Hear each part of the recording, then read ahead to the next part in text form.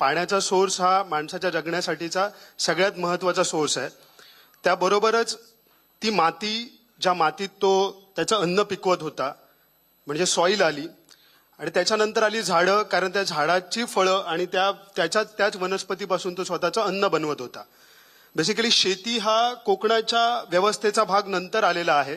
मुळात आधी इथलं जर फूड कल्चरचा विचार केला गोवा आणि कोकणाच्या, तर त्याच्यामध्ये जंगल आधारित फूड कल्चर किंवा जंगल आधारित खाद्य संस्कृती हा इथला महत्वाचा भाग आहे. म्हटलं फिश करी अँड राईस, जे की गोव्याचं इकॉलॉजिकल फूड आहे, त्याच्यामध्ये असणारे सगळेच घटक जवळपास हे जंगलातून येतात.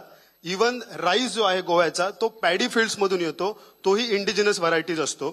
त्याच्यामुळे निसर्गाला हार्म करून काही शेती सुद्धा लोक करत नव्हती, कारण त्यांनी डोंगरामधून कोकम आणि तिरफळं आणली होती. तर ह्या सगळ्याच गोष्टी, आणि इवन रापण ही जी फिशिंग टेक्नॉलॉजी आहे आपली, ही सगळ्यात पर्यावरणपूरक, कारण गेल्या 1000 वर्षात आम्ही रापण मासेमारी केली होती पण कधी मत्स्य दुष्काळ पडला नव्हता. पण गेल्या काही 10-15 वर्षाच्या ट्रॉलर आणि एलईडी फिशिंगने संपूर्ण फिशिंगची वाट लावून ठेवलेली आहे. तर हा सगळा जर हे सांगण्याचा उद्देश हा आहे की निसर्गाकडून एखादी गोष्ट घेत असताना त्याचा आदर करणं आणि त्याला देवता म्हणून बघणं. कारण नारळी पौर्णिमेला नारळ समुद्रात टाकून त्या दर्यादेवतेकडे आपण जी काही प्रतिज्ञा करतो आणि त्याच्यानंतर आमची मासेमारी चालू होते.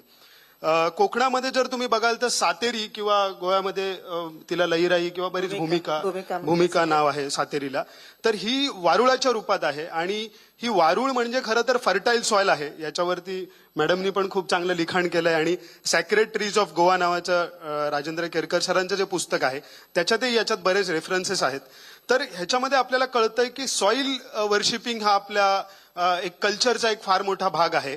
आणि जंगल, कारण मुळात आधी जंगल आई आहे आणि आम्ही त्यातूनच जंगल किंवा माती आई आहे, जंगल आई आणि नदी आई आहे, आणि ह्या सगळ्याला मानणारी मातृसत्ताक कोकणी आणि गोवन संस्कृती आहे, जी मातृसत्ताक आहे. कारण आमच्याकडे आजी एक जास्त महत्व होता, कारण तिने डवलन उकडो भात वाढल्याशिवाय पुढे घरातल्यांची पोटा भरा नाही होती.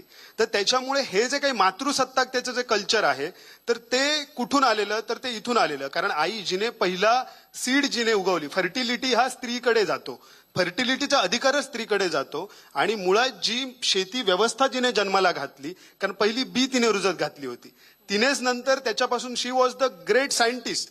तिने अशा काही रेसिपी शोधून काढलेल्या आहेत ज्या सीझनल आणि इकॉलॉजिकल आहेत.